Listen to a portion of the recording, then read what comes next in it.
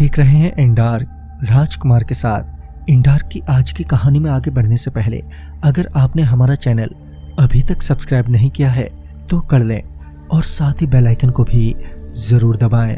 दोस्तों, अगर आपके पास भी ऐसी ही कोई कहानियां हैं तो हमारे साथ जरूर शेयर करें। हमारे इंस्टाग्राम आईडी पर इंस्टाग्राम आईडी है network_33, जिसका लिंक नीचे डिस्क्रिप्शन बॉक्स में दिया गया है। ऐसी ही और वीडियोस के लिए देखें network33। तो चलिए बढ़ते हैं आज की कहानी की ओर। उस दिन भी मैं रोजाना की तरह मछली बेचकर बाजार से घर लौट रहा था कि गांव से महज 1.5 किलोमीटर दूर पहले ही मेरी बाइक झटके से बंद हो गई। उतरकर देखा तो पेट्रोल खत्म हो गया था। फिर मुझे याद आया कि आज मुझे पेट्रोल पंप पर तेल डलवाना था, पर जल्दबाजी में ध्यान ही नहीं रहा। खैर, अब सिवाय पैदल चलने के कोई और दूसरा चारा भी नहीं था। मैं थोड़ा आगे बढ़ा ही था कि मेरा ध्यान फोन पर गया और फिर मैंने तुरंत ही घर के लिए फोन किया, मगर 2-3 बार फोन करने पर भी किसी ने फोन नहीं उठाया। तो मैं थक हार कर फिर से पैदल ही घर की ओर बढ़ने लगा। अब मैं चलते चलते वहीं के एक चौराहे से गुजर रहा था, जहां जाते ही मेरी बाइक एकदम से गिर पड़ी। मैंने संभालने की बहुत ही कोशिश की पर संभाल ही नहीं पाया। खैर, मैंने फिर से बाइक उठाई।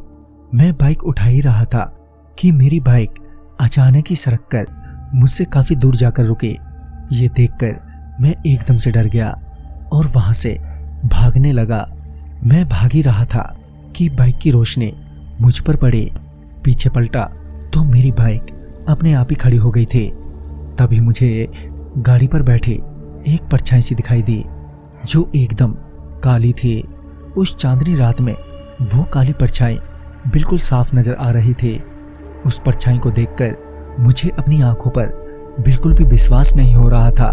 उस परछाई को देखकर अब मेरे तो पसीने भी छूटने लगे थे।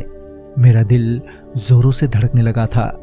मेरी समझ नहीं आ रहा था कि अब मैं क्या करूं और अब मैं कैसे बचूं कि तभी मेरी बाइक जोर से एक पेड़ में जाकर लगी जो अब पूरी तरह से टूट चुकी थी और वो साया अब मुझसे कुछ ही दूरी पर खड़ा था। मैंने वहां से भागना चाहा पर मैं जम सा गया था। अब मैं मन ही मन भगवान को याद करने लगा और हाथ जोड़कर रोए जा रहा था कि कुछ ही देर बाद एक हॉर्न सुनाई दी। हॉर्न सुनकर मेरी जान में जान आई। दरअसल वो एक कार थी जो मेरे पास आकर रुकी। उस कार की रोशनी पड़ते ही वो साया पता नहीं कहाँ गायब हो गया। मैंने चारों ओर देखा तो मुझे वो कहीं भी नहीं दिख रहा था। कार में मुखिया जी बैठे थे। उन्होंने मुझसे पूछा तो मैंने सारी बात उन्हें बताई तो वो जल्दी से घर ले आए। फिर पता चला कि कुछ बदमाशों ने उस आदमी को रात के वक्त लूटपाट करते समय जान से मार दिया था। तभी से वो आदमी उस चौराहे पर भटकता है। तो दोस्तों, इस कहानी में बस इतना ही। कहानी आपको पसंद आई हो तो लाइक शेयर करें और साथ ही हमें कमेंट बॉक्स में जरूर बताएं। तो मैं आपका दोस्त राजकुमार जल्द ही मिलूंगा ऐसी ही एक नई कहानी के साथ। तब तक के लिए बाय एंड टेक केयर।